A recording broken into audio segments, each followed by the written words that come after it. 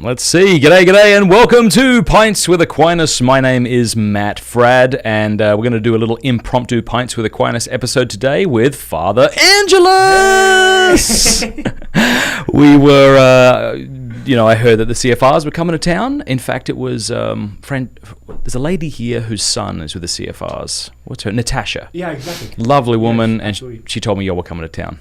So I was like, are. I gotta go see him. You showed up to our first event, and there you are. I'm like, that's Matt Frad. Like, what is he doing here?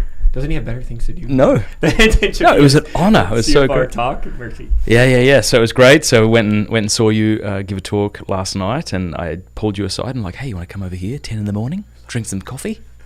So yeah, thanks for doing it.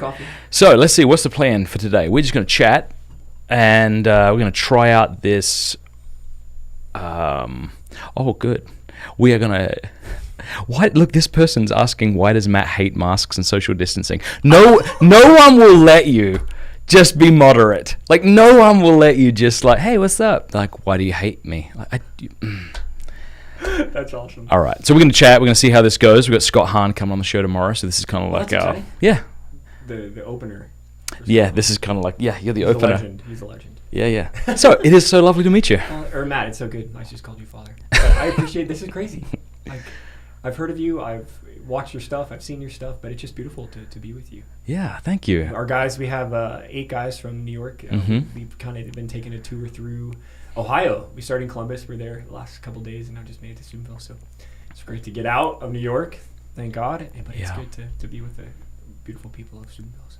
Thank you. And then you're from Nebraska. From Nebraska. New York City and Nebraska are very different. I can imagine. I've been to both places, and you are right in that statement. Tell us a little bit about the CFRs, just for those who are watching and they're like, what does CFR mean? I know there's different Franciscans. Tell us about y'all. Absolutely. The CFRs, Franciscan Friars of the Renewal. I don't know. CFRs is funny because it's community of the Franciscan Friars of the Renewal. But it's great being at a Franciscan university because the gift of the Franciscan way of life. So there's a lot of kindred spirit with Franciscan University and the CFRs, but we're a newer community. The community started in 1987, and by a dear friend of Franciscan University, Father Benedict Groeschel. And so Father Benedict, along with 6 or 7 other guys, started the community in the late 1980s. And so at the end of the day, they wanted to reform Franciscan life. And in a bit of a challenging times in the 70s and 80s, they just saw a need for reform, and that's the really the heart of this is great. Franciscan life. Signed up for. I love this. This is great. People are texting, they're like, "Father's mic is low." Can you hear me now? How is it? It was off. What about now? Is it fixed? Am I on?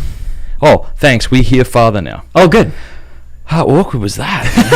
This is the joys of live. This is streaming. what it's all about, and this is kind of a very Franciscan thing. Things not all put together. Things not working. Low budget. Stuff not working. But this is a classy place, so that's good. Oh my goodness! They can't hear me now. Plugged it in. He is. Now I'm clipping. You're clipping. All right. Let's see what we can do here. Thank you for just sticking with me here. I don't have my camera here today, guys. Okay. Check. Check 1 2. This is life right here. This is what's up.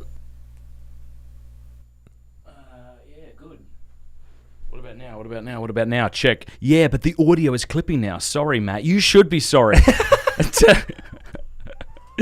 All right, what about now? So I need people to tell me. You talk, Father. Patrick. Here we are. How How about now? We ready to go? We ready to jump in? No, we have our coffee. Live stream fails. Can you hear us? Thanks a lot. Can you hear us? The audio is clipping. You're clipping. We're trying, everybody. I don't even know what clipping I guess that just means it's like...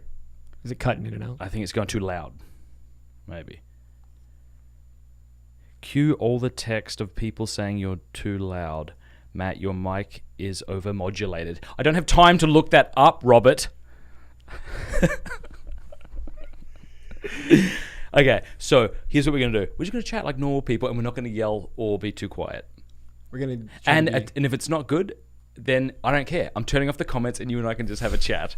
All right. So, new community. When did you join the Franciscans? 2009. Did you? Awesome. Yeah. So, about almost 12 years ago. And fun fact, my twin brother, I should say triplet brother, my mom my mom always listens and watches us when we do stuff online. And then when we say I'm a twin, she reminds everybody that we're triplets. So she would comment. She would be one of the comments that says, they're not twins, they're triplets. So anyway, I'm a triplet, but my triplet brother, father, is a CFR priest as well. That's amazing. And we live in the same friary. He's my superior. He's 2 months older than me, and he's my superior. Unbelievable. But yeah, but it's beautiful because a lot of young men are just a desire to live a reformed life and our Franciscan way of life and trying to be faithful. And the gift of the church these days, I think, is there's a lot of other communities that are trying to be faithful. Yeah. But I think in the 70s and 80s, Father Benedict kind of steamrolled this need for renewal. Yeah. And that's what happened at Steubenville as well, right? It's the same kind of movement. But here we are, and God is blessing us, and we're just trying to be faithful and kind of embrace the Franciscan life and kind of this time and place, which is unique at times. Yeah. I was very attracted to the Franciscans. So I kind of had my conversion experience in 2000 at World Youth Day. Nice. And Denver. Or was 2000? Rome. Yeah. Came back and for lack of a better word, was kind of obsessed with our Lord and just the faith and just, there was nothing else that mattered, And so for me, the logical conclusion was be a priest, So I went and stayed with different Franciscans, and it's hard, isn't it? Because you want to talk about the virtues of the CFR without talking bad about others, I'm sure. So let me do that, and so you don't have to. No. But I remember just kind of like showing up at this one particular friary of a particular Franciscan order, and just like the men not wearing the habits and not really living kind of intense communal life, and I'm just like, I thought this was. So I remember the first time I heard of the CFRs, it was actually a World Youth Day 2002 Toronto book, right? Yeah. It didn't actually speak of you guys, but I saw one of you praying on your knees, and I couldn't stop looking at it. It was just so beautiful. That's such awesome. A witness. The beard, the whole thing. The just praying the rosary, and I'm like, where are these Franciscans? And it wasn't that easy back in the 2002 with the internet, but I kind of get a sense of what's going on. Yeah, but I eventually found Joel and just was like, oh my goodness. So you're right. We don't want to live in a spirit of criticism or comparison with other communities, and so it is really a unique. It's a better time than it was. So there's other communities out there that are being faithful, that are trying to live faithful to their charism, and so maybe the reform and renewal groups in the church in particular times hopefully kind of spurs the church on to reform and renewal, right? And so, but it's beautiful. I mean, we're just trying to be Franciscan, trying to live the life and trying to be sincere in our attempt to be contemplatives, but also be active and to live community life and live the vows faithfully. So you kind of throw that all in together in 2021, and here we are. I'd love to talk a little bit about Dominicans and Franciscans, which arose on the scene at the same time, 13th century, in response to these different heresies that were tearing the church apart. And it is interesting. I got two questions for you. I want to get your answer. Sure. One, why is it that there are so many Franciscan orders, but only one Dominican order? And then secondly, it seems to me that Franciscans, even though both take a vow of poverty, y'all seem more spaz about it. I love that. I'm more intense about it. And obviously both being itinerant, right? Mendicant. And so that's a unique thing of that time as well. Francis had this amazing desire to get out of the monastery and to live the gospel in the marketplace, if you will. And so to really be kind of like a witness and a revelation of his own experience of the Lord, his own experience of that in the world, right? And so that in itself, it's a super interesting question. I don't necessarily have something off the top of my head that's, I think, going to be profound. Like, well, why the spastic reforms, right? Why the constant need for reform? I feel like there's a little bit of a charism and a little bit of a grace to always want to, and not that the Dominicans don't want to be better or don't lean into that, but I don't think Franciscans are ever scandalized by this need to be faithful and by this need to change and this need to constantly go back to, are we doing what the Lord has invited us to do? Back to the root, back to being radical. And so it's interesting. The person of Francis is the model, right? Right. Benedictines have not necessarily the life of Saint Benedict, but the Benedictine rule, right? Dominicans they do have Saint Dominic, but we don't know a whole lot about him. I think we've got like a recipe he wrote. Yeah. But so we don't have his writings. One Dominican said to me that I asked him that question, and he said, because Franciscans follow the person of Francis, Yes. and we follow the rule of Dominic. Yeah, I'm not yeah. sure what you think about that. And I think even more present day is that Aquinas has become this person and all of the breadth of his writing and Yeah. his teaching, something that really kind Yeah. of defines, yeah, Dominican life. And while Francis has writings, but it's not the writings that people are like, oh, you should read this. It's amazing. is that right? No, it's him. Yeah, yeah. It's him. And so and he was such a reformer, had such a reforming heart that we're not scandalized. I mean, just being honest, we've had someone reform off of our community. Yeah. And we started in 1987. In the early 1990s, there was another reform, right? Yeah. And so we have to. And Where does it end? exactly. I mean, that's the no, question. no, you're right. You're right. No, But I'm also, joking. I am joking. But the question is that like I think that was a trying time for the community, but there's a desire not to be insecure about. We really believe the Lord has given us something, and we're trying to be faithful to that. And if guys are inspired in a particular way to do something a little different, that's okay. Because I mean, I think one of the things that kind of sums you guys up more than other orders is your commitment to poverty. Yeah. So I remember when I went and stayed with Yoel's brothers in London. You'll sleep on the floor, right? Yeah. You still do that? Yeah. Keep that up. That's really cool. I don't ever want that to stop. That's so cool that y'all do that. And but I suppose you can always become more intense with poverty. You can't really become more intense with celibacy. I hope You just not. have sex or not have sex, you know what I mean? And then obedience, pretty clean cut. Just, absolutely. But it's like poverty is that one, what do you call it? What is it? Like a promise or A vow. vow. Yeah. It's that one vow that you can always get more intense on, Yeah, really. it's in a way. true, right? So does that tend to be Yeah. No, it's a good. why it's a good Franciscans break off? Is it the poverty thing or is it other It's generally things? the poverty thing. It's generally that question that is continuing to be worked out. It's Yeah. that question that how intense are we going to be? How poor are we going to be? Generally, the reality of poverty is not having anything, so we can rely on God's providence, right? And so the challenge is that in our day, you still have to have a building, you still have to pay the bills, you still Right. you have to have health insurance, right? You have to pay the bills, you have to do these things. You got to go to the pharmacy. You got to, in real life. And so the challenge is that what is our relationship with the things that we have? What does that look like? And that becomes this, and where do we get it? And do we just go and get what we want? With the Amazon culture, you can get anything you want with the click of a button, obviously. And there's no discerning relationship with the things I have. So then therefore those things take over. And then we become, the reality of our relying on divine providence can lessen over time because of the relationship we have with things, right? So we're trying to have this place where we're constantly leaning into just letting God provide, it's beautiful. We cook our own food, but it's what are you cooking tonight? Well, I got to go to the refrigerator and look. I got to go to the freezer and look. Well, I really wanted to cook tacos, bro. We don't have anything for tacos. Okay, so what are we gonna do? It's not like I'm gonna go to the store. And I'm not. Is that thing you? We don't go to the store. Oh, interesting. So we rely on benefactors and kind of the grocery stores in the area that say, hey, this food is taken off the shelf. If you want to come get it. Wow. And we just had. So if you have no milk and a friar wants milk in his coffee, you can't just duck down. So milk is one of the things that we have a little milk fund that we get money for, and the guys go and buy them. How many funds do you have? We have a poor fund. It's not just a poor fund and a milk fund, but we will spend money on the poor. Yeah. So people donate money specifically for the poor. And so when we run the soup kitchen or the homeless cafe, which we have in our house in Harlem, we will get things at the store for the poor. Okay. But if you're out of beer, there's no beer fund. But we have beer benefactors. That's what's up.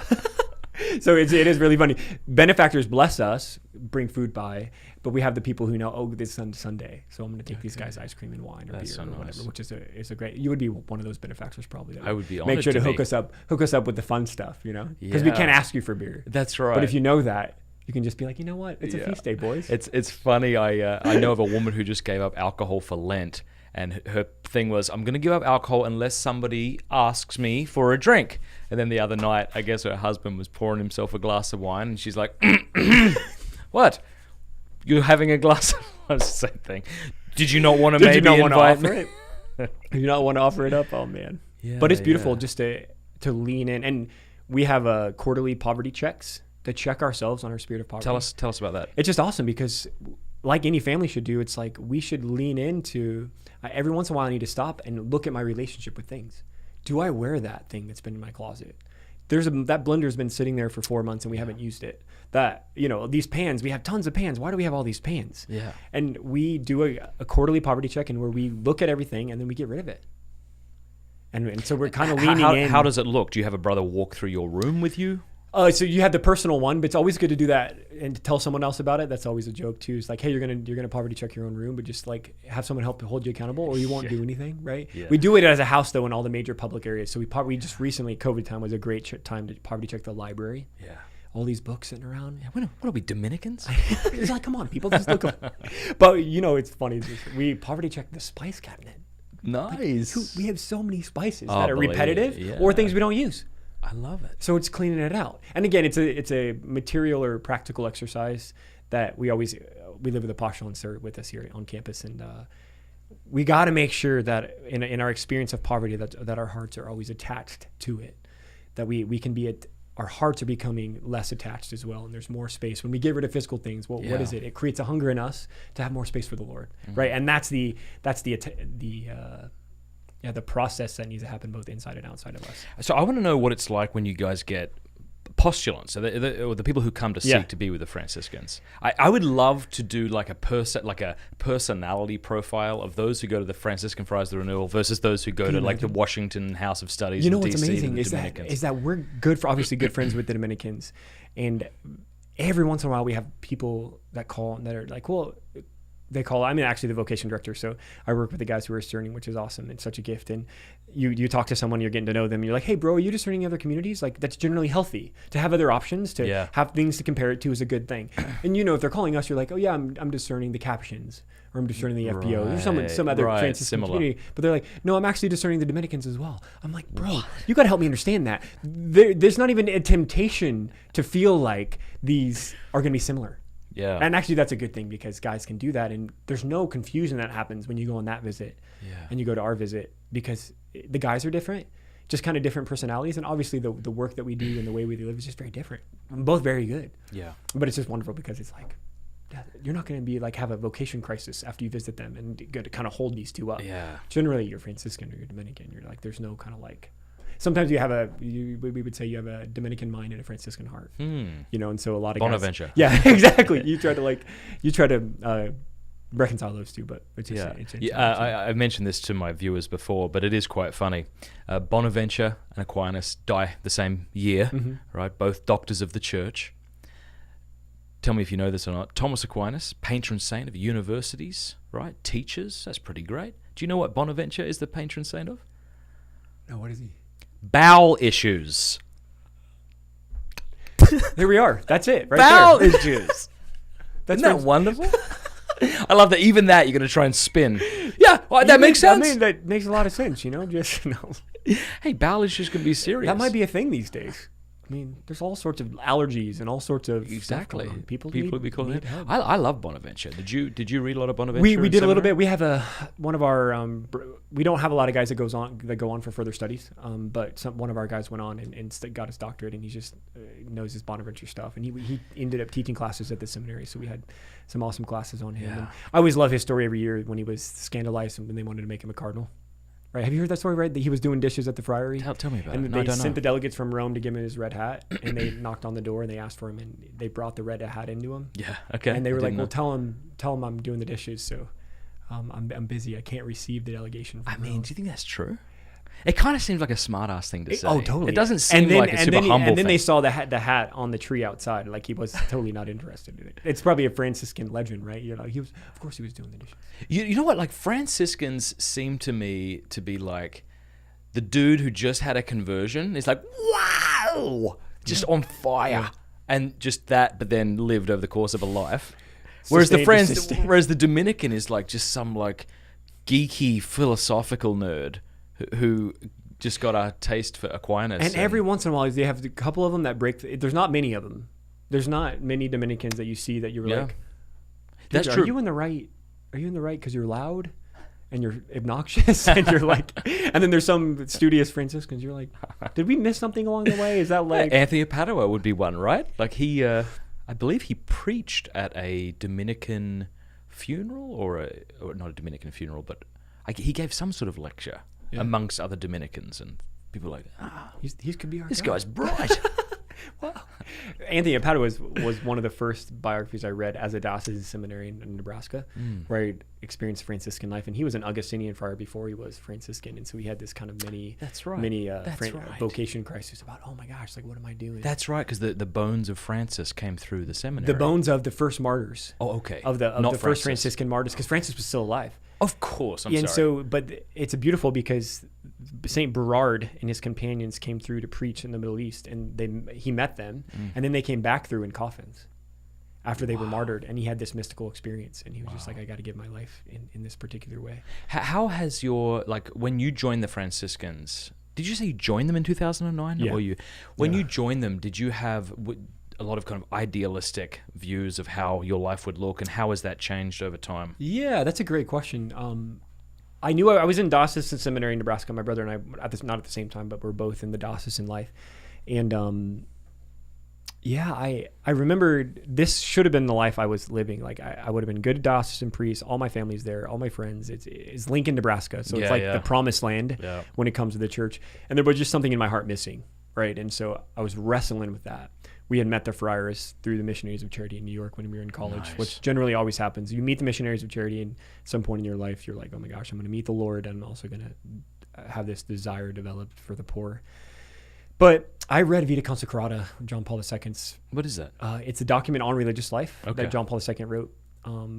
That's kind of like the Magna Carta, if you will, of what consecrated life is. And it lit my heart on fire. And so I guess that in seminary, here I am. And so at the end of the day, my heart was lit on fire because I wanted to consecrate my life to the Lord. Right? And so then I had to work out where that was going to be. And my brother had already kind of discerned the CFRs and was already kind of with them. And I was kind of like, okay, like, what is this? And visited and things. But so I had this amazing, deep desire to consecrate my life to the Lord. And then to live in the spirit of St. Francis was just a real draw when it came to this combination of mystical prayer life and desire to serve the poor and preach the gospel, and this really beautiful kind of brotherhood that kind of developed all through the years when it comes to the Franciscan life. But I arrived and realized that it's wonderful, but it's not perfect. And so you wrestle, and I know the Dominicans in their own beautiful way, but I feel like the Franciscans have always kind of been in this. It's messy. And I feel like you're talking about too. I'm kind of more Dominican and Franciscan in this way. I didn't have a major conversion. My family is great. I did stupid things, but I didn't. Yeah. I kind of grew up with the faith, but mostly guys who have big conversions lived in the mess, and so we can live religious life in the mess.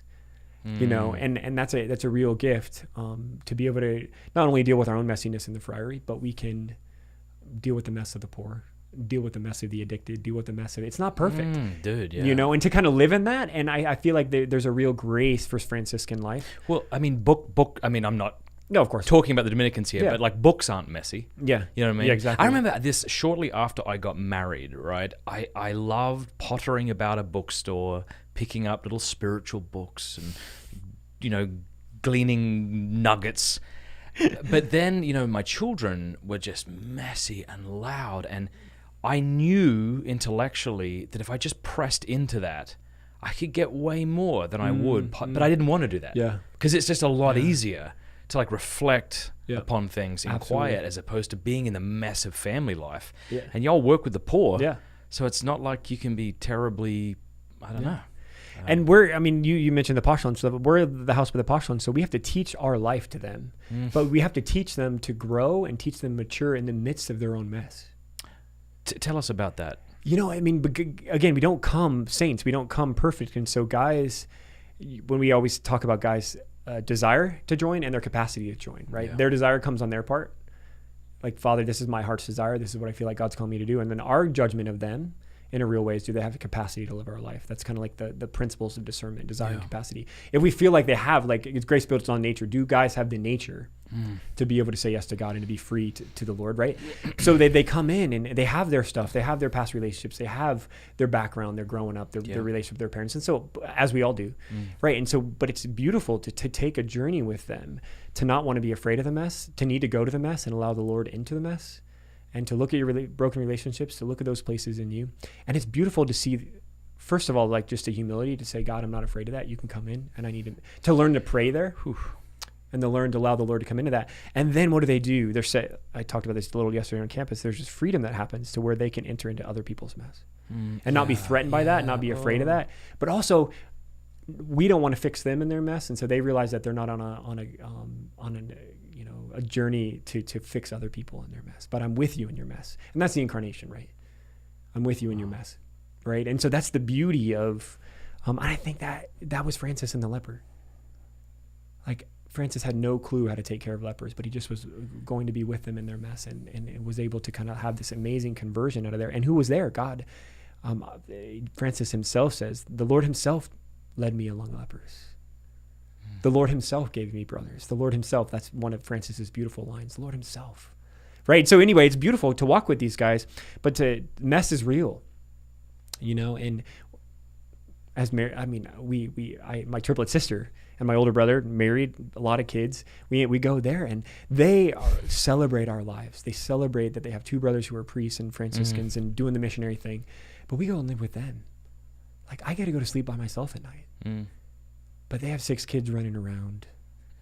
One's sick, and one's this, and one's that, and one's crabby, and one's this. And it's just like, oh my gosh, this is wonderful, because this is their mess. And to see my brother and his wife and my sister and her husband to be radically sanctified in that, and to do their best to love and to be patient, it's beautiful. And so it's messy, and so I think one of the gifts of Francis is, like, we don't have to be afraid of the mess, because Jesus comes to us in the mess. And that's why we have messy habits, and that's why we have guys who are crazy, and we're not afraid. There's not we have no fear of addicts, no fear of. And I would love to talk to you about it. I don't know if we can do this public, but just the reality of, like, the world's a mess. Politics is a mess. The city's a mess. The pandemic's a mess. There's all this mess. So how do we engage that? And we can get to that, but it's all a mess. Yeah. So it's just hard. You said something last night in your talk that really struck me. You said, when you're in that place where you refuse to look at your mess. Correct me after I finish this. You're not intimate with the Lord. You're not allowing him into that place, that you become more controlling of your own life and then of everybody else's life. And just what you're saying there about being gentle with others in the mess. Like, how do you get there? Because I know the times that I'm good with our Lord, even just honestly coming back from that experience, chatting with you guys last night, I was just a lot more patient with my family. Oh, beautiful. Yeah. Because I don't know, it was just a very human, beautiful encounter with you and the brothers. And I just came back just ready to be patient, But yes, maybe speak to that about this need to control, where that comes from, the mess. Yeah. Like, so generally, just my own thoughts, but like generally we respond to our mess by probably being afraid of it. And then we want to protect ourselves in it. And so generally we build up walls of self-protection. Yeah. So no one can make more of a mess, right? No one can hurt me anymore or mess things up more, right? And so that self-protection allows us then to be like, okay, then now I'm in control of this little place here. Yeah. And then I can be in control, and things can be ordered, and I can try to recover, right? And generally, though, unfortunately, Matt, the challenge is in the spiritual life, we even protect ourselves from the Lord. Because, if ever people hurt me, then he doesn't care. Then I can be, it's possible that I can be hurt by him too. So then that needs to control. And you very well might be. There's some unearthing that needs to take place, which is painful. That hurts. It's easy to be misunderstood, but I think that sometimes we cling to our devotions to keep the Lord away from us. Yep. Ooh. We can over-spiritualize, and we can be overly pious about, like, I'll just do these things. But Yeah. And of course, none of that is to say that devotions aren't beautiful and good and worthy of our time and attention. But just to say, for one thing, like, if we live in a messy world, we need to find security somewhere, because it's almost like no one can live in chaos. We need to find some anchor. Yeah, and that's going to be the Lord, or that's going to be the rosary or the scapular. Yeah, absolutely. And I fall into this in the past. I keep talking about it. I feel a bit weird, but I don't know anybody else who's speaking about this, where it's like you meet people who seem to be a little obsessive about a particular devotion and propagating that devotion. Yeah. And telling everybody if they're not doing it, they're not on the team, or they're not, and you just think, you kind of have these back and forth. Where is this coming from, man? And I wonder if we don't kind of retreat to these little things to sort of just make everything a little bit more. Whether that have to do with the liturgy and how exactly that has to look. Absolutely. And that's it. And the challenge then we in that self-protection mode, it's easy to criticize others. And it's easy to judge others. And I always like to say too, and especially in the sacrament of confession, is like when you're having problems resenting other people or you're having problems judging other people, you just need to, you generally judge yourself and resent yourself. And so the gift of acceptance is this beautiful gift of like, if I accept myself and my own stuff and my own messiness, it's easier to accept others. Yeah. And so it's kind of an alarm when we're resentful or judgmental or we're critical. It's like, whoa, what's going on there, bro? Like there's something there that you're not at peace with yourself and you're not comfortable with. You're not at peace with your own poverty. Yeah. And your own messiness. You know, I gave a mission in Columbus, and I was just talking about how like the beauty of Advent is the reality that the Lord comes to meet me in my poverty. He comes to meet me in my weakness. But we have to be open to that. But we run from our weakness and we run from our poverty, so that makes it difficult. And then when we run from that, then we're not at peace with ourselves, and so then the littlest things can set us off, and the littlest things in other people, and then we make it about other people when it's not like when I'm angry, you're like, whoa, what's going on there? Or when I start judging other people, those are all alarms to be like, okay, that person, why does that person have power over me? This happened to me recently. I was going through a drive-through and a woman with bright purple hair. And I was just pissed off with her. I'm like, what the hell do you have purple hair? You know how stupid that looks? Like, what is happening? And I realized, like, I am an old man who's just angry and cynical at the world. And this is partly just due to all the stress of moving the snow absolutely. and the winter and stuff like that. Absolutely. But that was a wake-up call for me. When I did that, I'm like, wow, here I am, like, judging this woman who, God bless her, I mean, she's at least doing her best and she's working at a drive-thru. I'm sure it's not her dream job, but here she is. And what she probably didn't need is for me to look at her and feel angry. Like... Probably. Like, what she probably needed was just me to be like, hello. Like, you're like, okay. How are you? Yeah. To kind of engage in that. To kind of be in that. And also to, to kind of be reflective upon, like, why is it that this is bothering me? Or, yeah. But I think you're right about the devotions and some of the things. It's that we can... Now, can those lead to intimacy with Jesus? Absolutely. But we need to make sure those aren't the end, right? And that those aren't like the pacifier or the comfort that I can find so I don't have to go deeper. That's a really good point. You know? And we see this because there's different expressions of the liturgy, there's different expressions of prayer within our church, and you see people almost, for lack of a better word, fetishizing certain things. You know, like people, like I've been going to an Eastern church, right, for 6 years, and you can see people getting like super into icons or prayer ropes, and all of that is beautiful and good, and it's meant to lead to intimacy with our Lord, of course. Or... you know, on the flip side, maybe the wearing the mantilla or the different things, and all of that is good. All of it is good. No question, right? But it's just that it can't stop there, and I wonder sometimes if it does or not. I wonder if it clutters our spiritual lives. I wonder if there's spiritual clutter that, and I always joke with people when they're learning to pray. It's just like it's not the more I can do, the more I can read, the more I can fill my holy hour, leads to this intimate encounter with the Lord. It's just like. Do less, maybe. Do less.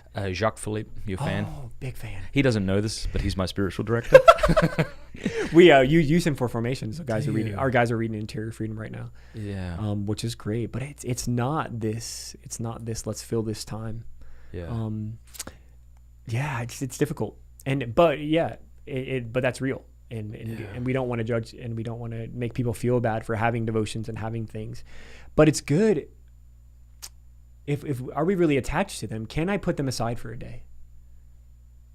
Yeah. And just receive the grace of the day and know that I'm not any less, or I'm not any I'm okay without all of this list of devotions if I enter into this space with the Lord. And this is what makes sanctity so difficult. It's sort of like humility. You can't come up with like 9 steps towards humility.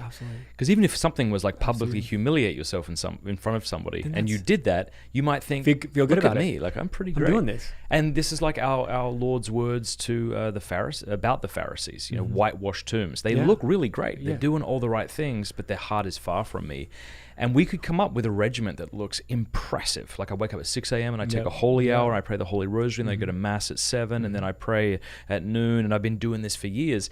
And I presume that person would be in a far greater place than I am. But it's also possible that I can be doing that and be far from the Lord. And the challenge is that when you're in married life, that this is not possible. And this is something I had to learn, Father. Yeah, absolutely. Like I remember I got married and I built a little chapel inside my house, man, and I had a little kneeler, you know what I mean? Yeah. And I was really intense about it, you know? You were doing it. Like you a lot of guys it. are, and I wasn't ready for the messiness of family life. Yeah. And so for that reason, it was aggravating to pray the rosary with my wife and kids. Yeah. And that's something I think the Lord has definitely been working on in my life. Yeah. You know, like I just had these ideas that these really holy families, they're all kneeling down, you know what I mean? Like, and they're my all, kids, the hands are folded and the hands, you know, genuflecting it all. And my kids are everywhere. Yeah, but I think just being okay. Like I've been doing this lately when we've been praying the rosary at night where, you know, we hadn't actually prayed the family rosary for a while. And so getting back into it, I've been like, you know, I don't care what the kids do so long as they're here. And so it's like some of them are coloring, some of them are picking up a book, flicking through it. And I'm like, and I've said to them, like, all right, so we're going to pray the rosary. Like, you can stay here or you can go to bed if you want. We're just going to do this. And, you know, there's like part of my scrupulosity flares up even saying that out loud. Like, no, it shouldn't be like that. Like, you should be on your knees. Your children should see you on your knees. And that might be true for someone much better than me. But, like, for me, it's like I just need to get my kids to want to be with me and my family to be together and to pray the Holy Rosary together in a way that doesn't make everybody like anxious because mum and dad are frustrated and yelling at them, you know? Yeah. In a way where true prayer is happening, where God's here and he's blessing this moment. And I experienced that. When you were talking, it's like messiness needs to lead to intimacy. That's the invitation. Messiness leads to intimacy. Intimacy with the Lord, intimacy with one another. But when we're afraid of our messiness or we're constantly trying to make it better or to fix it, that's exhausting. There's this real spirit of fatigue, and I acknowledge my messiness, and now I got to fix myself, and then what does that do? I got to fix everybody else, you know? And that there's no really intimacy in that because that's really self-centered and self-focused, you know? And so, but can I pray the rosary? Can it be messy? And can this be a moment, even if it's a brief moment, where Lord, you're here, and you're blessing my family. Homeboy over there is coloring. She's on the floor rolling around, but me and my wife are here. We're wrapping this moment in your blessing, Lord, and Our Lady, and you're moving in grace. And I trust that, you know, and not to be all kind of like, there's just not. And I think there's a great moment of maturity and grace when we can recognize like, wow, I don't have to be in control of everything. And it doesn't have to go the way I want it to go. And it doesn't have to. Reflecting on your death can help. It really can, because like if I die tomorrow, like everyone will be just fine. Yeah, in a sense. Exactly. I don't mean to kind of understate my importance. No, of course, or the importance of this podcast. Yeah. But if this podcast goes away, like we'll be just great. We'll be just fine. Thank you. And but put it like, all in perspective. It really does. Right? It's like my wife.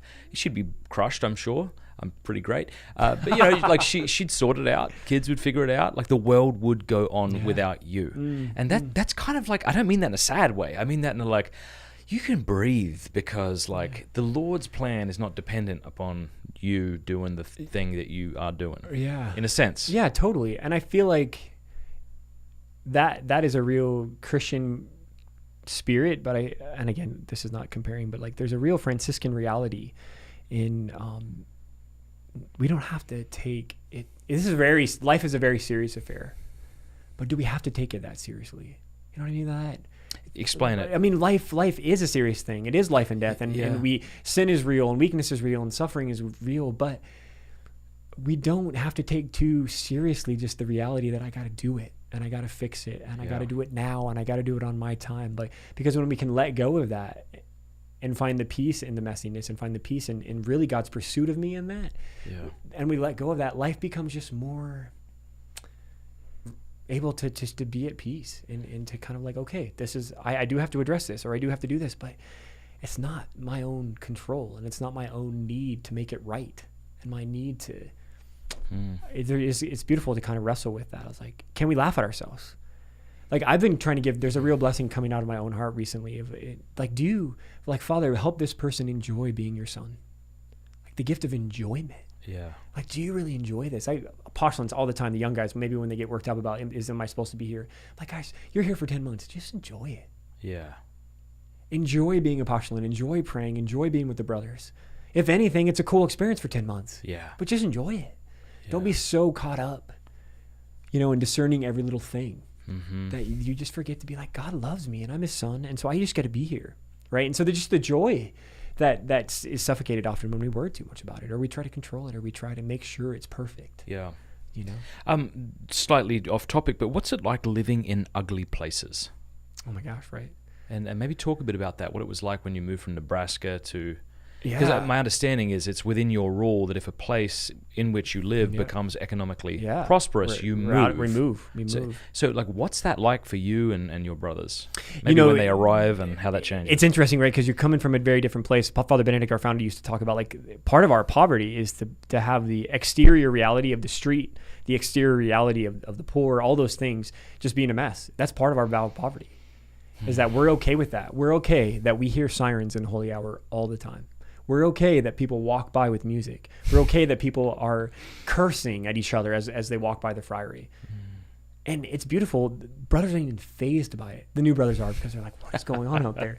But when you see a brother who's meditating in prayer and holy hour, and he doesn't even flinch at the noise, right? Oh. But you don't get there easily. But we're invited to like live in this place where the intent is we would say it's really intense.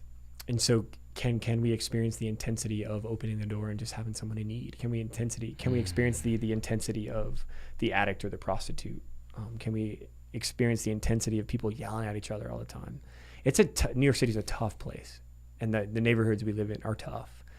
But I would have never moved to New York City if I wasn't called, right? So there's beautiful grace, right? As with marriage.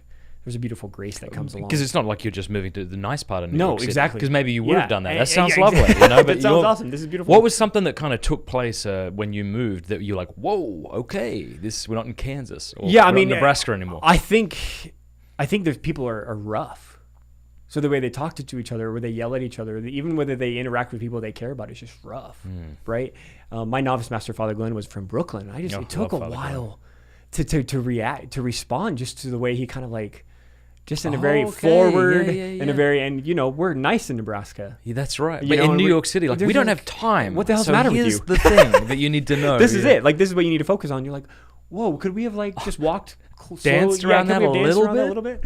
But it's beautiful. But I remember just being like, whoa. And the poor just like tell you what they need. Just forward. Here, I need this, Father. You're like, okay. Or they explain their stories or explain their needs or their prayer intentions. You're just like, whoa. Like there's a real transition that happens. Like we're in it, and now I've been there 12 years and it's like, okay. And it's beautiful to see the other guys and their response to just the intensity of life, the intensity of life on the subway, the intensity of life with the addicts under the bridge, the intensity of life on the street and things. It's just, and this is kind of like where we're called to be in the mess. But it's crazy. I spoke to one of your brothers who said that depending on what part of the country he is in, he explains what he does differently. Oh, totally. So if he's in California, he's like poverty, like minimalism. He doesn't say that word, but yeah, sure. He's in the South, it's about Jesus. Like, well, that's good.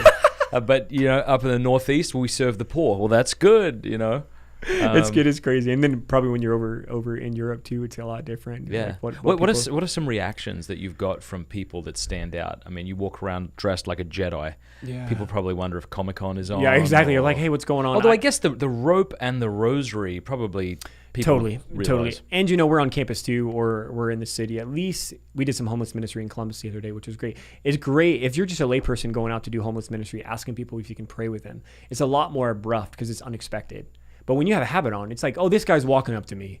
This is going to be some sort of religious encounter. I'll talk to him. Like, hey, can we pray for anything today? Like, yeah, Father, we can, So the habit is just like real. Yeah. It's people just there's no filter when people share. Planes are always the great stories, right? When you sit on a plane.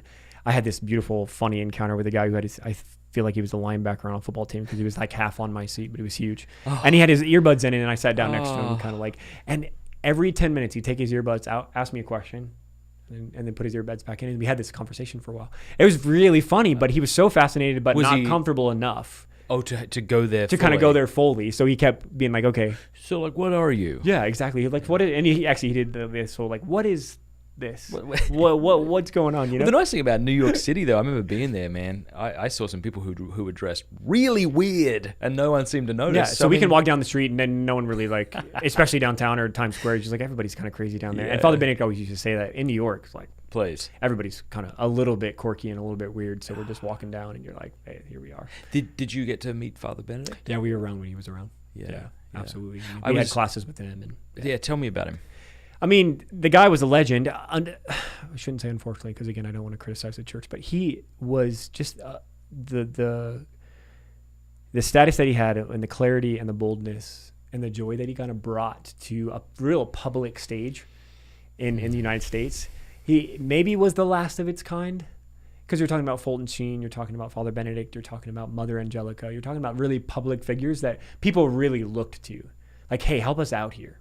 Hey, help us know what we should do. Hey, give us consolation here. Hey, give us encouragement. Right. Speak truth into this time. And I really think the bishops are doing the best they can. I think pastors are doing the best they can. I think guys like yourself who are evangelists out there, everybody's doing the best they can. But I feel like the Lord's allowing our church to really suffer without like this real voice. Yes, you're and exactly someone for right. people to rally around. We're all trying. And again, I think that's due to the chaos and the uncertainty. Yeah. If you're a Catholic who's suspicious of certain things that our Holy Father has said and done, or of the bishops of what they're doing, it's like you need someone to be your champion. And of course, we're praying for them. But we might just have to wait. Yeah, we're praying for them. We need a saint. And that's why Father Benedict always joked. He's like, the best thing we need, the best thing for our community, for vocations, would be someone to be canonized as a saint. He's not wrong. Come on, boys, let's go. So there's this real desire to be faithful and desire. I think people are hungry for that, though. I think people are hungry for clarity, hungry for authenticity. Just on a side level, every once in a while, as a community, we'll speak about something. Mm-hmm. We don't do that often, but every once in a while, we feel like people are saying, "Hey, help us." Hey, like, what are we supposed to do? Yeah. Help. Like, what are we supposed to, how are we supposed to respond to this? And so every once in a while we'll get into that, like a public statement about something. Yeah. Or something like that. And we're recognizing that there's just this desire and real hope to be faithful in the midst of this. The reason people love the CFRs is that they bring together orthodoxy and love for the poor. That's it. And it's very impressive because it seems like in our church, if you're very orthodox, then you're super into tradition and telling people about why that's important and telling people to pray the rosary, and all of that is good. But I find even in my own life, I'm like, where's my last interaction with a homeless person? Like, why aren't I like reaching out to those who feel estranged and marginalized? Or am I just kind of critiquing like LGBTQ stuff? Yeah, exactly. Or am I trying to love people and welcome them in, Whereas it feels like on the other side, you've got people who seem to be diluting or disregarding Catholic doctrine. But y'all seem to be doing both. And it's just so beautiful. It's so impressive. People really love that about y'all. And would you like to see kind of Orthodox Catholics be more concerned for the poor? And how could we do that better? I think, unfortunately, a lot of the church is agenda driven. And so I have my thing. Yeah, I have my agenda. I have my movement. I have this. And so obviously the gift of the church is this integrity to the whole thing. The gift of following Jesus is that I do have a desire to do things properly and to do things according to the way Jesus asked and the church asked, while at the same time to live the Beatitudes. And to be mindful of the needy and to the outcast and the poor. And so somehow those come together. But I feel like our agendas become idols, ultimately. Our agendas become more important than the true gift of Can you give us an example of an agenda? Yeah, I mean, let's be fair to both sides. Like, there's a real, like, say, the social justice agenda. The movements for equality and justice in the church and the world. It becomes an agenda because now that becomes more important. Or let's use a bold term. It becomes an ideology, right? Mm-hmm. An ideology that these are the things that I'm making more important than everything else.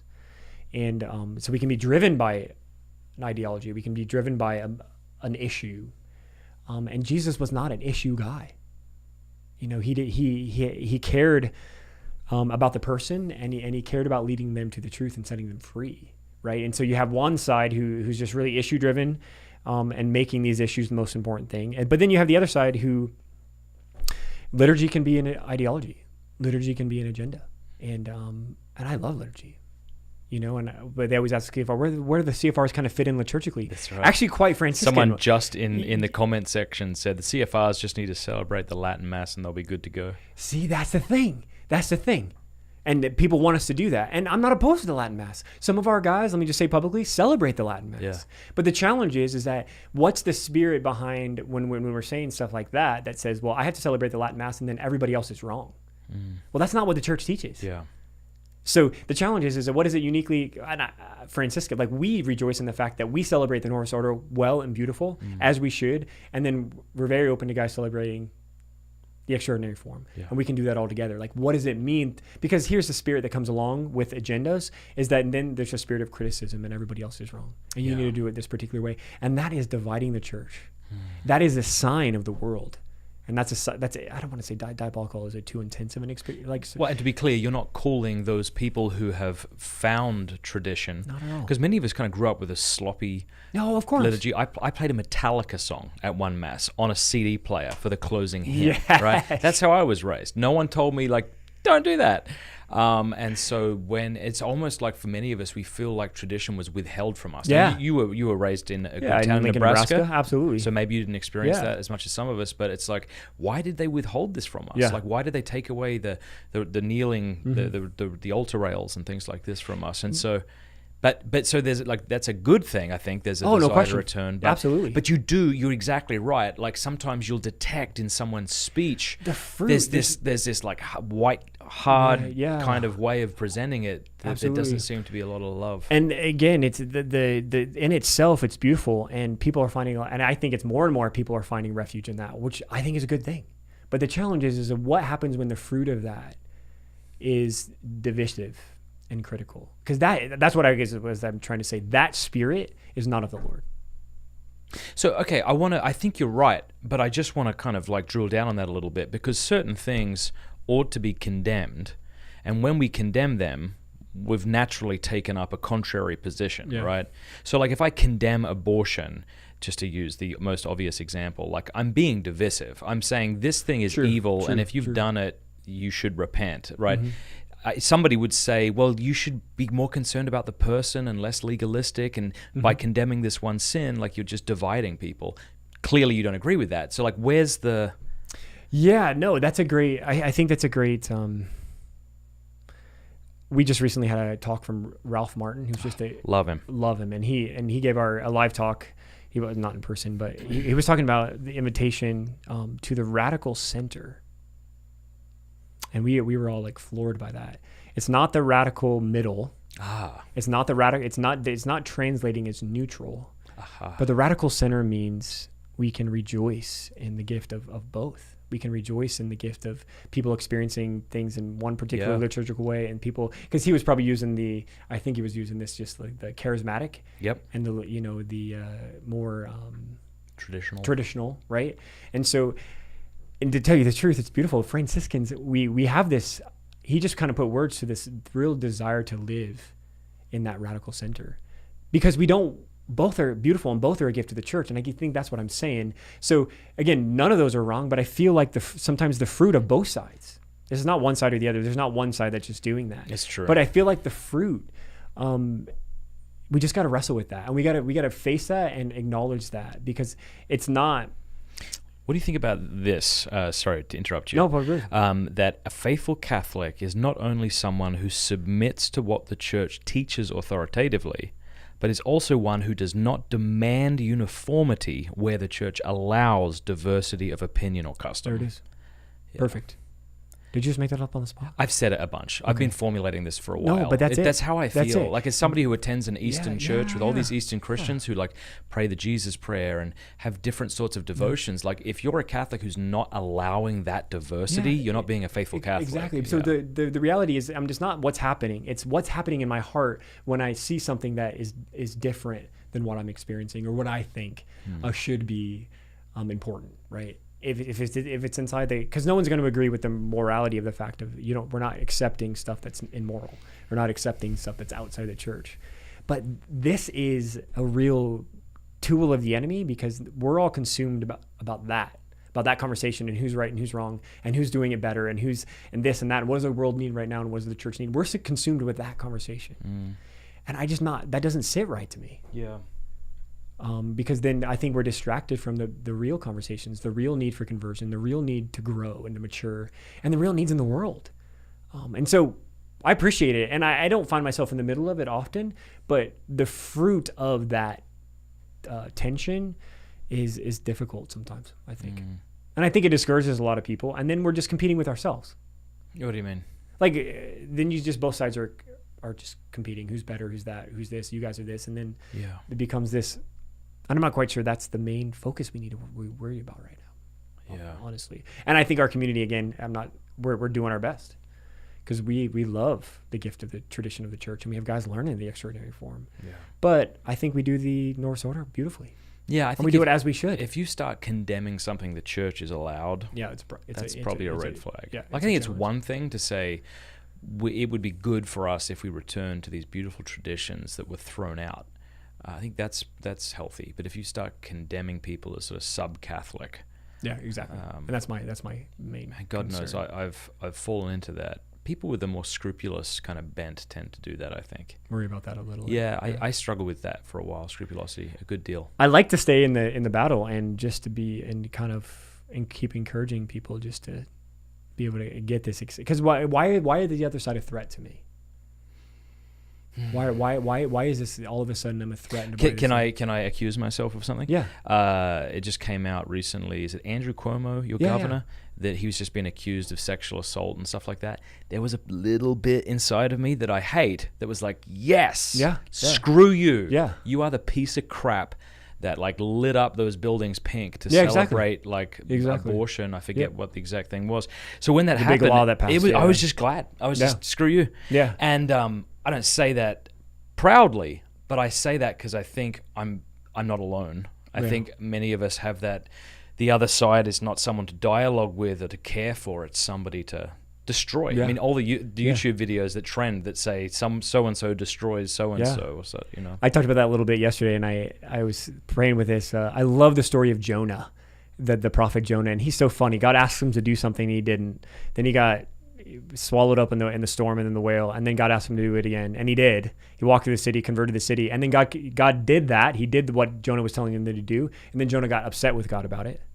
And because Jonah wanted to destroy the city. Like in his heart, he said, I wanted the city to be destroyed. And then how does that, it's such a mysterious book because Jonah then goes to the desert, is throwing himself a pity party, and then God protects him, and then the worm eats him, and then God's upset that Jonah's upset that the worm died. And that's how the book ends. You're like, there's no resolution. Jonah is just pissed off. And because God converted the city and the worm's dead. Oh man, like, I gotta read that again. It's just he's such it's a beautiful like the prophet, the wounded artist, all of that drama is coming out in Jonah, and then it hit me. I was like, Jonah wanted to see the city destroyed. Mm-hmm. Talk about that with Biden, right? Yeah, exactly. Yeah, so it's beautiful because my and that was right around when Biden got elected. President Biden got elected, and it's just in the reality of the prophets were imperfect. And so Jesus had to come to fulfill the prophets to show us what the end meant. Yep. And what conversion meant, and what it meant to love your neighbor and love your enemy and all that. Jesus had to say, okay, you can imagine God the Father saying, the prophets have been awesome, but it just really haven't worked out. Like it just really hasn't done the job, right? So obviously Jesus was going to come anyway. But the challenge is Jonah wanted to see the city destroyed. And I feel like in any sort of movements, any sort of vision, is like, what do we really want to happen in people we disagree with? Do we really want to sit at a table and talk about this, or do we just really want the other side to be screwed?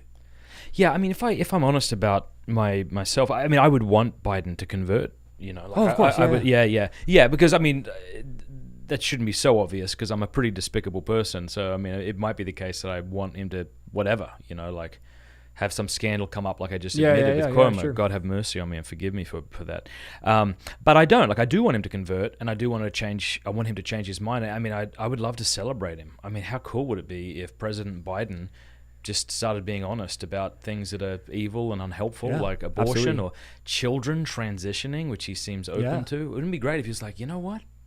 no, like this isn't okay. This is not right. And this isn't a judgment on anybody who's struggling with these things, but we got to do better than this.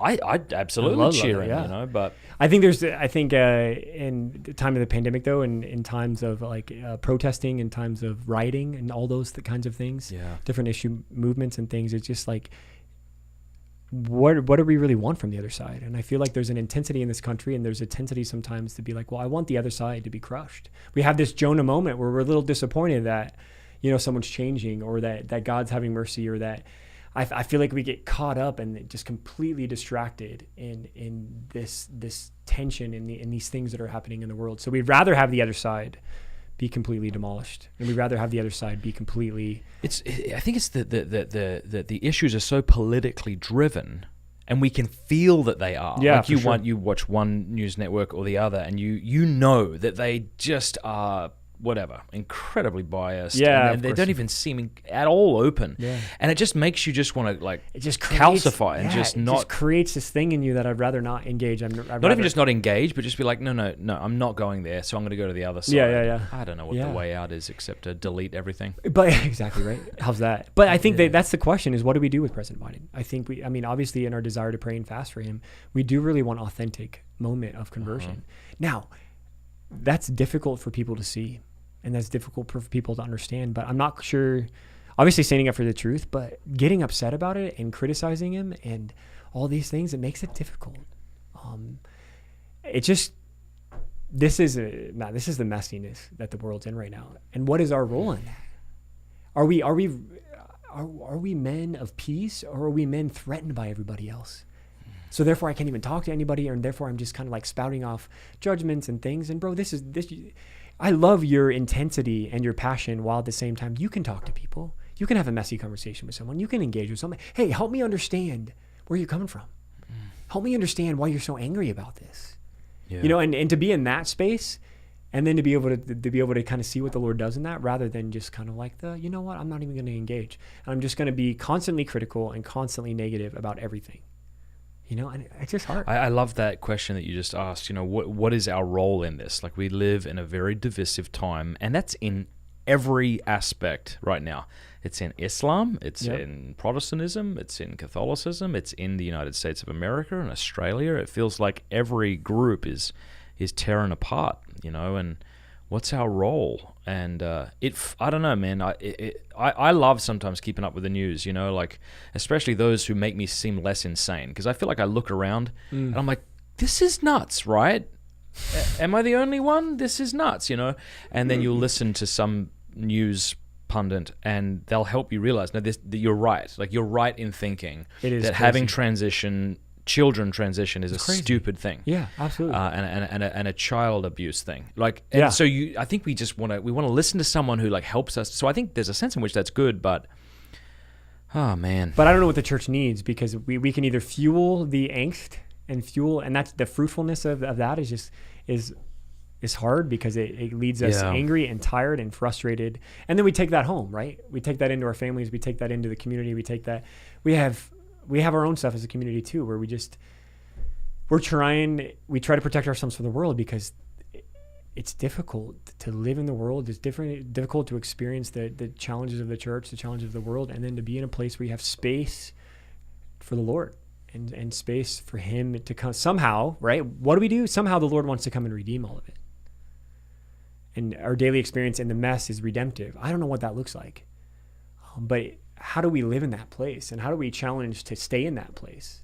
How do we surround ourselves with people and community and campuses and things where we can stay in this place of engaging the mess? But because, you know, like here's something that's sad but true. Like, I've been speaking on the circuit, right? The Steubenville kind of circuit for a long time now. Golly, 8-10 years. Just a couple of years ago I said, I'll step back. Surely you can find another middle-aged Caucasian dude to do my job. Like, yeah, I need to step back. That's awesome. But like, there's people who, like, we were brothers. You know, she was my sister. We were praying together before these conferences. And now it's like, I don't know if we could sit down and have a conversation anymore, because they're gradually apostatizing. Is that a word? Apostatizing from the faith, you know, and they're some issues are becoming more important than our Lord and our faith. And Man, I mean, I hope that's not true. Like, I actually think, I mean, we all like to give ourselves a benefit of the doubt, but I really do feel like I would love to sit down and have an honest conversation, but sometimes you feel like that conversation wouldn't be welcomed, or if I ask an honest question about this or that, or that it wouldn't, I'd be blamed for having that question in the first place or something. I think there's always a question about, like, what does it mean, and especially it's a kind of a buzzword sometimes, what does it mean to be pastoral? Yeah. Right. Where, it's like good to be pastoral. Yeah. It's good to walk with people. And our community has this. What does that mean, pastoral? Right. Let's define that. Yeah. Word.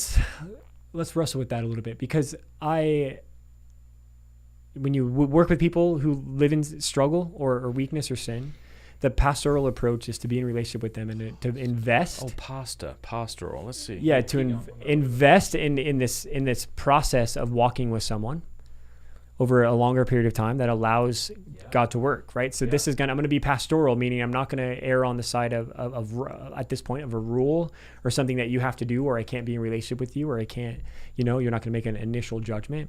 So over time, look at this. So talk to me.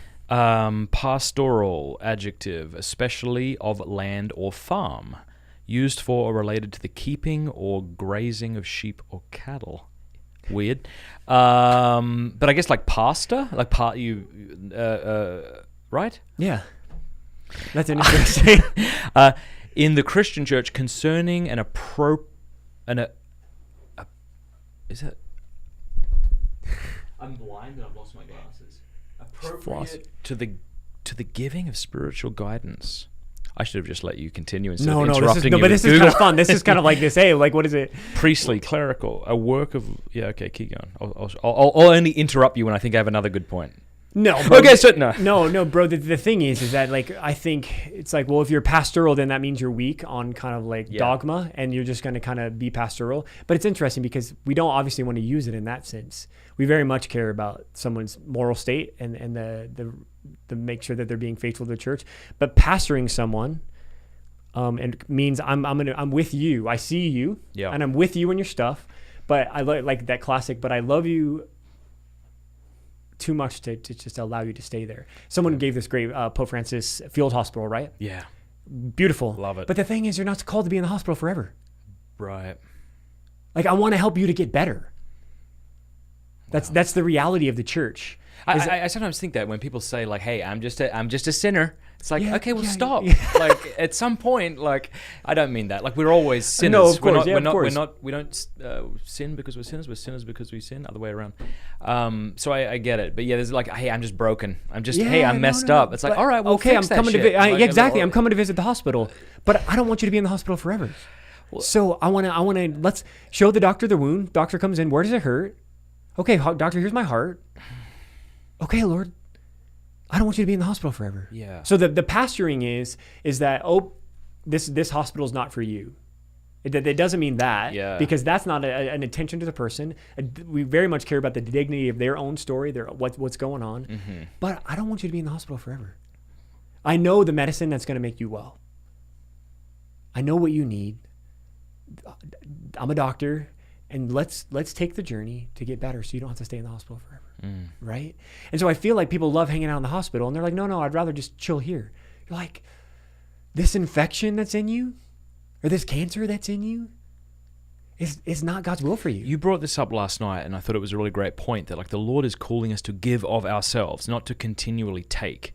And when I'm in a good place with the Lord, I feel like I'm now in a place where I'm like reaching out to people and I'm complimenting them and I'm just thanking them for being them. Yeah. But if I'm not in a good place, I'm like whining and telling people how stressed out I am, and I'm asking people to pray for me, which of course is a good thing. But it's almost like this: I'm taking from everybody. The consuming reality, right? Where I'm just consuming from other. We're consumers of what I need. I need intimacy. I need love. I need healing. So I'm taking it. And sometimes it feels like that because it feels like you're underwater. It's like, I wish the Lord would allow me to come up from the water and breathe occasionally, but I just feel like I'm drowning. And of course, we need to find help and healing there so that we can be a blessing to other people. Like, what do you need? What can I do for you? Yeah. Just someone who goes out of themselves. We need to be in that place. I don't say that in a shaming way, because I'm sure there's some people like, you got no idea what I've just been through. You got no idea. My wife just left me. I got this and that, and I'm in a place. But We're called to be on mission. We're called to be fruitful, regardless of our suffering, regardless of our struggles. we're called to give of ourselves, and that is the flourishing of the human person is a gift of self. John Paul II says that, right? We find ourselves when we give ourselves away, like the gift of. And so when we're in the hospital, that's fine. Maybe there's a season where I'm going to go through healing, and there's a season where a lot of attention is going to be on me, where I'm going to get the help that I need, spiritual direction, counseling, all of that stuff. Mm-hmm. But that is for the sake of being able to give to others and to be able to set myself free from my own stuff, to be able to. Now, are we going to be fully set free? No. On this side of heaven, absolutely not. Yeah. But are we mature enough and confident enough in the Lord to allow ourselves to keep giving ourselves, to not get stuck in ourselves, to not be self-referential all the time and self-consumed all the time. So the gift of this pastoral reality is that I'm going to proclaim the truth, but I'm in it with you, and I'm in it for the long haul, but I don't want you to stay in the hospital forever. That's good. And so we're walking with people to be able to do that, because I think sometimes we're like, Pope Francis gets accused of being, he's the pastoral pope, right? Yeah, he's the pastoral pope. Pope. If there's a criticism to lodge at Pope Francis, it may not be that one. Yeah. It might be something else. Yeah, but the reality that means then he doesn't care about preaching the truth. And I don't think that's the case. But he understands, I think, that the gift of being in a relationship with someone means I have to be attentive to them. I have to see them and walk with them. But we are trusting that the truth is being preached, and the truth is I'm leading you to the truth. I'm not just leading you along in your own stuff. Yeah. I'm not managing your own stuff. Yeah. And so it's an interesting reality. So I thought what we could do now is maybe take some questions. Let's do it. A lot of beautiful people here in the chat. I assume do they hear us? Beautiful. They hear us okay? Yeah. It's been great ever since I did something down there. Will Herman says, do you think it's possible or even desirable for different Franciscan branches to reunite? What a good question. I like that. What's his name? Will. Will. But he says possible or even desirable. Those are interesting. Interesting. It's funny you say that. We just recently had a conversation with somebody about I think this is the time for unity in the church. And that's why some of this like camps and agendas and things is difficult for me, because if any time in the world, if any time in the church and just the craziness of what's happening, you think the gift of the church could be unity, to come together and really be together in moving forward. And I think of the same thing. It's interesting, right? Could this be a time where Franciscans can be like, hey bro, there's not much that divides us. There's not much that we disagree on. Could we come together? That's always canonically complicated. I'm not sure that was the spirit of the question. Could it actually happen? I don't know, but I feel like there could be a movement of the Holy Spirit to be like, we just had some Franciscans that actually reformed off of us come visit the friary a couple of weeks ago. It was awesome. What's different about them than y'all? They are very austere. Are these the ones with the brown habits? Yep, they're the Franciscans. They don't wear shoes and stuff. Primitive observance. Those guys are cool. Yeah, they're cool looking. Yeah, and they're good guys, and but they just kind of wanted to live poverty differently, and which is classic as we take to bring it full circle. But it was cool because back to this thing. We weren't threatened by them. And was it one of those things where they came over and you guys like put away the food, take the fridge, put away the blender, put away the blender, make sure everything's simple, spill something on the floor. I'm just kidding. But it was beautiful. They stayed a couple days, had holy hour, and one of them was going to stay on retreat with us. But that's when we were thinking about it. What would it be? What would it mean to kind of have this radical unity right now? But I mean, like, small is good too. Like, I've heard people say things like, look, there's all of you different podcasters, right? Or different speakers out there. What if you all just got together? It's like, why would that be a good thing? Yeah. Like, have you been a part of a big organization? Was that run well? Like, it's kind of good when you've got different people doing different things. Yep. It's like you have a small group of friars that are being kind of led, And they're inspiring us, because what do we need to do? We need to be faithful, and we need to be poor, and we need to lean into our own experience of poverty. Yeah. And so I just loved it because we weren't threatened by them. And I think that's a good moment of growth. And I don't think they're threatened by us. So they can come to the friary. They know they have a place to stay. If they're in the city. Cool. They know, so unity, I think it'd be beautiful. Practically, I'm not quite sure what that looks like. Yeah. Yeah, I mean, do you find that? Like, do you ever like bump into like a Capuchin and do they get? Do you ever sense that they are a little kind of threatened by like okay, you guys think you're better than us with your little sandals and the guys that were around the homemade reform ponchos? time, I know, right? The guys that were around the reform time, that might have been a little little bit of more of a sensitive thing. But the young guys, the new guys, I don't think. And again, we're not trying to push our weight around and tell everybody to live like us. If anything, I think it's these new kind of reforms within the different Franciscan branches are actually encouraging the CFRs to get back to their roots. No, absolutely. And hopefully our desire to be faithful is the Capuchins are great. And there's some unique differences that would be different for guys. If a guy's discerning the Capuchins, there is to be some good like differences to look at. But at the end of the day, they're really living the Capuchin life. Yeah. Right. And so from that 2021 back to the 1970s and 80s, it's super different. And God bless them because they're being faithful too. Do you know I went to the Middle East with Father Stan Fortuna? Come on. Did you know that? No. Yeah. Father Stan's a legend. Yeah. He was telling me we were having dinner one day in Abu Dhabi, about to go give a talk somewhere. And I was asking him about this because he was one of the founding members, right? And he said, I mean, I'm recounting something I heard about 5 years ago now, so I hope I'm getting it right. No, actually more than that, it was about 10 or 11 years ago. But he said that Father Grichel called him up and he said something very cryptic like, the axe is being laid to the root. What does that mean? And that was his, like, we're doing this. We're doing this. Or something like that. It's a go. It's a go. Oh, but it was funny because I was, they said to us in the Middle East, like, okay, like, just don't speak against the prophet, by which they meant Muhammad. They said there will be people here. Yeah. And someone made a joke about being martyred, for the faith. And I said, I don't want to show up in the Magnificat as Father Stan Fortuna and companion. Yeah. I'm not going down for that. I'm not going down for Father Stan. Okay. Mercy. Come on, what do we got? What else we got here? Marcello. Hey, Matt and Father. I'm so sorry I don't know how to pronounce his name.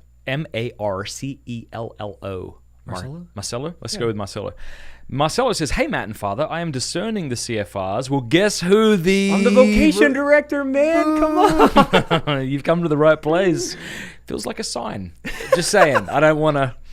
Hey, I'm discerning the CFRs, but I'm not sure how old you have to be to join and if you need any college education or something of that sort because I am pretty young. So that's a great question. 18 to 35 is our age range. You can start discerning at 18. You can't join until you're 21. We just feel like that 18 to 21 is a good couple years to kind of get life experience, grow up, continue to let the Lord work. And you don't have to have college experience. That's a new thing as of late. You don't have to have any sort of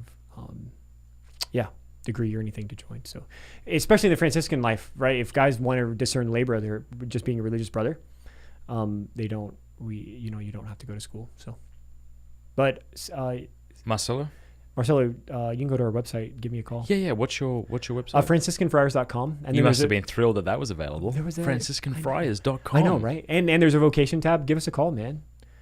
And just so you know, like this is not just something we like to say. Like we have great, we just have a great joy in helping men discern their way of life. That is something we don't want to recruit you. We don't want to force you. Right. We really, believe me, want to serve the church. As somebody who tried to join and had Brother John Paul, who I guess is now Father John Paul, and he's the superior of the whole community right now. Superior, isn't he? Isn't it called servant? Yeah, the local or the because those are opposite servant. terms. He is the superior servant. He is the servant superior. Yeah, but I remember like going for a walk with him in London. I just feel really cool to this. He's like, I don't think you're cool to this. I'm like, how about screw you? No, I didn't say that. I never said that. But like my point was like it was a good one. Like I love that he was. It's like when if there's a girl who's like kind of needy, you're like, okay, I know we can't date. But if there's a girl who's like, please, you're like you think you could go with me? That's what the CFRs were like. Really I'm like, funny. I want them but more. Obviously, look at what's happening in your life. That's a good thing. Yeah, it is. Glory I'm glad to God. he asked. That's great. I'll look for him. Matthew says, can Father comment on the morality of watching movies that depict immorality but nonetheless have good lessons in them? What should we do with them? Should we just not watch them? Whoa. Should I drop my... we had a great conversation on campus about this last night a little bit. Here's the thing. I think we need to err on the side of obviously, I just don't need more trash in my mind and my heart. And I think we've compromised with the world when it comes to this stuff. And so I would err on the side and have the pendulum swing to space and stuff that I watch and see and listen to that just lead me to the Lord, that lead me to fruitfulness and lead me to righteousness. Can you watch a movie that has a bad scene and fast forward it like 30 seconds so I don't see that? Sure. But I just don't think we want to be at the end of our lives because we've compromised on a few things that can ultimately distract us. Like at the end of the day, is that too bold? Is that too? No, I don't think it's too bold. But I'd be. Look, it depends what he means, right, by immorality, right? Because the Bible contains immorality. The Bible contains incest. It contains rape. It contains at least attempted rape. It contains the death of the God-man.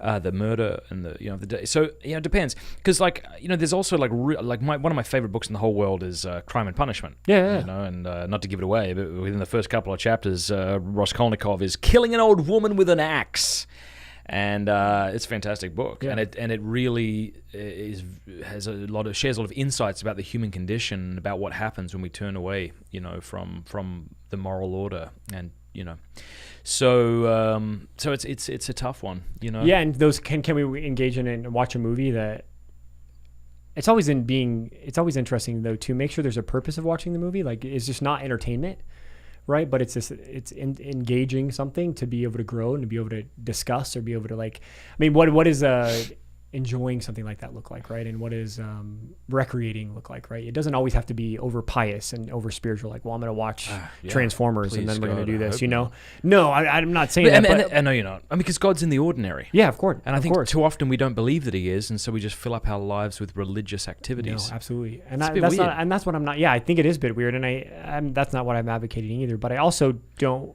I don't want to dumb down the fact that we come from a very sexual culture. Yeah. And that stuff can bear fruit in our 100%. lives. So the reality of that's what he's talking about, immorality. It'd be very I think that's careful probably with that. what he meant. Yeah, right? that's probably so what he you're meant. exactly right. So I think what I would say, for example, the classic example is Game of Thrones, which I've never watched an episode of that, but I've been told and have it on good authority that it's an incredible story and a very well produced series. Okay, that can be true, and it can also be true that there are pornographic scenes within it, and therefore I made the decision not to watch it. So yeah, and I have this analogy too. Suppose when you were young, you broke your collarbone or you had some serious accident. Yeah, that's it. As you grow older, you may feel healthy, but if you're then to engage in a sport where you could get hurt, you're kind of cognizant of that part. Yeah. And I think similarly, if you're exposed to porn as a young child, you got into masturbating and fornicating and stuff like that, you've got to be cognizant of that area in a way that, say, others don't have to. Yeah. So if my wife and I are watching a movie, I've got to be really aware in a way that my wife doesn't have to be. Sure. It's not because she wants to be exposed to anything, but she can be in a way that I can't be. I just can't handle that. That's fair. And it's Absolutely. not good. But see, it's funny because I love what you said yesterday about be more radical. Be more radical. I'm all about it, man. We're not in a neutral time. Right, we're not in a time where let's have TV. I agree with it. We're not in a neutral time where okay, let's just be reasonable and find a compromise here. I think that's you're going to have to start looking weird. Yeah, you're going to have really to start quickly erring on the side of protecting yourself from that stuff. Yeah. So I can be virtuous and righteous and allow the Lord to continue to work in me. That would be my initial I think that's a good hesitancy. And I'm not a fun hater. I love movies. Mm-hmm. We watch movies all the time when we go home on our home visit. My dad, my mom, and siblings and things. So that's not the thing. But I feel like I'm a guy who's desiring to probably live a righteous life and be in union with the Lord. Yeah. And live an ordered life. I would just protect yourself. A few Catholic men, probably not his real name, says, I work for a news service as a journalist. I hear terrible things every day. How do I remain hopeful when I feel angry and anxious all the time? Yeah, that's it. Always when you're always in that world and in the news and you're always hearing those things and feeling those things. The interior life is an important one. If that's the foundation, if we can experience at the beginning of the day and it roots us in the intimacy of God and His power and His life in me, we can face those things, right? But if I'm not in a space where I can face those things with confidence and trust, it's going to be a bit of a whirlwind, right? So all of us have to continue to grow in the spiritual life. All of us have to continue to grow in intimacy with God. We were telling these college students yesterday, the gift of learning to pray. Do we know how to pray? And is someone in our life helping us to pray? This creates a foundation to where I can face the world, right? And I can face marriage. I can face my kids' messiness. I can face whatever we do. But that particular job, you might even be looking for those stories that just discourage you. It might be your job to report those stories that discourage you. but I can face it if I pay. And you have to be attentive in your own spiritual life, allowing the Lord to kind of. I wonder how, I know that it can be good to stay abreast of the issues, but I wonder how many of us right now might be being called to delete our Spotify app, to delete our Daily Wire app, to just to choose to unplug for the rest of Lent. I think. Oh man, I think awesome. For many of us, we go into Lent with these great aspirations, and a week in we've failed. And we're like, well, okay, so like I failed. Yeah, it's like, well, what about this? We're a week in or so. Like, just thrash into it, and maybe.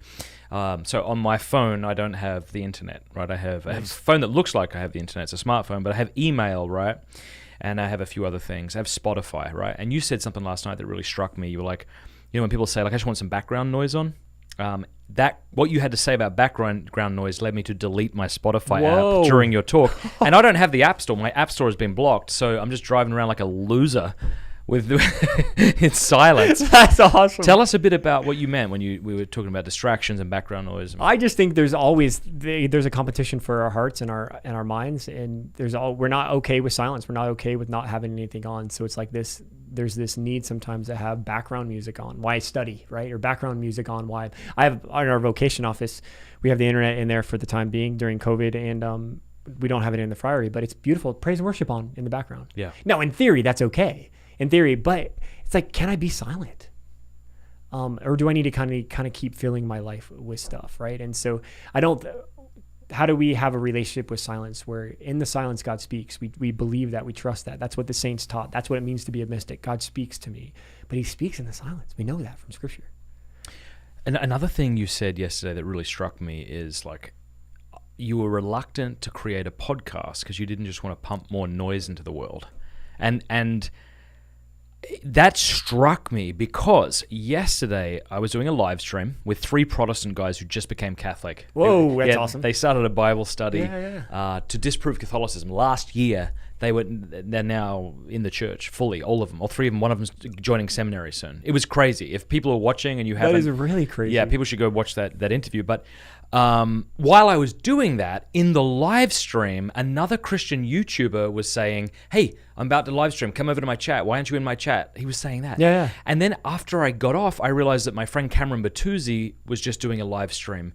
And I thought, here we all are competing with each other. Mm-hmm. But it's like, the Lord is the one who has to get our time, And for sure. It's almost like, am I competing with the Lord? Like, if people weren't listening to this, would they be sitting in silence in their bedroom right now, reading Scripture? Yeah. Gosh, I mean, I wish I could say it as boldly as you said it, but maybe reiterate what you were saying. Maybe tell folks about your podcast. Yeah, I mean, we have a new podcast at Franciscan Friars of the Renewal in the last year called the Poco Podcast, and it's been wonderful. One of the brothers wanted to start it as a response to the pandemic, just to be kind of a breath of good news, and kind of, again, the CFR Franciscan peace and joy in the midst of this crazy time was the hope. But it really, what it has become has been this kind of, we call it a friary, like the digital friary where people come in and just like, whoa, it's good to be with the brothers. It's good, the joy, the laughter, that they don't, it's very serious. Like, life is serious, but we don't have to take it too seriously. And we can wrestle and we can pray and we can, give each other a hard time. But people are invited in this space. And I just was I didn't want to do it initially because I was just like, there's so much noise out there. And I just don't want to be part of the noise. I just don't want to be, and again, I said this last night too, but like, there's a lot of opinions out there. People don't need my opinion on things. You love this too. I study politics and communication, and just the reality of, a Fox News contributor, right? What do you got to do to be a news contributor? Like, you just go on to tell people what you think, like, about different issues, about different things. That's basically all day is so-and-so experts telling you what they think about something, and not what they think, but what you should think, right? So the challenge is I don't want to just be a kind of a Catholic news contributor to tell you my opinion about things. And so I initially was like, I'm not too interested. And then we talked about it. And we've kind of created a space where hopefully, and it's the gift of these things is podcasts and different, but it creates a space for people to enter into, not just to experience this person, but to experience the Lord, right? And that's the fruitfulness of life in the Spirit, the fruitfulness of God is doing something here that is not noise, but it actually allows me to experience God and to be changed and to be healed and grow and mature and all that kind of stuff, and to be confronted and hard words and all that kind of stuff. But There is a big competition out there. And it's just like, whoa, like where are we at and how are we doing? Are we getting enough downloads? Are we doing all this and all? And you know, we're competing live. Hey, come to mine. Why are you here? You know, and that's just a super fascinating thing. Yeah. But I don't want to create CFR fans. If you're coming to the podcast, Poco Podcast, because you think Father Angelus, Father Innocent, Father Montgomery are cool, I would quit tomorrow because you just like us. But if you're coming to the podcast because this becomes this place where you can be challenged, encouraged, and consoled to be able to experience the Lord and keep confident in Him in your own daily life, great. And if you want to leave that to go with the practical reality of what we just said, to go and learn to pray, go and learn to forgive, go and learn to love your family, go and learn to simplify things in your life, that's the goal, right? And we can say that all the time. I don't want to compete, and I don't want just to kind of throw up words everywhere. Yeah. I'm not I think by the Lord's grace, I am growing in that. Because I think I said it to you prior to getting on the live stream, that YouTube needs to make it as addictive for the producer as they do for the consumer. So just like the consumer of YouTube might find it addictive, he keeps going down this trail, he's wondering why he's spending so much time on YouTube, they're basically creating that same experience for people like me, that I want to keep pumping out content. And part of that is seeing your views go up, your subscription go up, things like that. People are watching, people are interested. And I was honored back when we hit 100,000 subscribers, absolutely. But, it's not about that, because, if it was, I could start a YouTube channel entirely devoted to me getting kicked in the stomach at different locations around Steubenville. And people would love it. And you get a lot of subscribers. People want to see me get kicked in the stomach. I was going to say the nuts, so I changed it. But you know what I mean? Like, here I am in the Eiffel Tower. Smack! Like, that'd be great. Like, that would be a thing. But it's like, surely that's not what it's about. Yeah. So I do pray that this podcast, just becomes about pointing people to our Lord. And the commentaries, like Aquinas is so beautiful. I was just reading his commentary on the Philippians. And regarding where Paul talks about Philippians 4:4, like rejoice in the Lord always. Again, I say rejoice. One of the things Aquinas says there is like, because who doesn't rejoice when he has his friend near? Like when your friend is with you, you rejoice. And that's what he says. Rejoice in the Lord always, like the Lord is near. Like, so your friend is near. Like rejoice. Yeah. He's so beautiful. I always joke in seminary, I used to use the go-to Aquinas. I took a class on Aquinas, and obviously the foundation of theological studies at the seminary is Aquinas always. I always go to The Light of Faith, which was his little commentary for the lay brothers. Right, yeah. He wanted to write something simple, and I was like, I always start there. I was like, that's the Franciscan place to start with Aquinas, is his little book. It's his summary of the Summa that I think Brother Reginald asked him to write. So the lay brothers so that Matt Frag could understand it. Exactly. That's absolutely, dude. Absolutely. All right. Well, hey, look, this has been a pleasure. I don't want to keep you any longer, but thank you so much for coming on the show. Oh, what a gift. And you walked in yesterday. I was so like, oh my gosh, what are you doing here? Like, don't you have anything better, please? Like, what's happening? Matt Frad is here.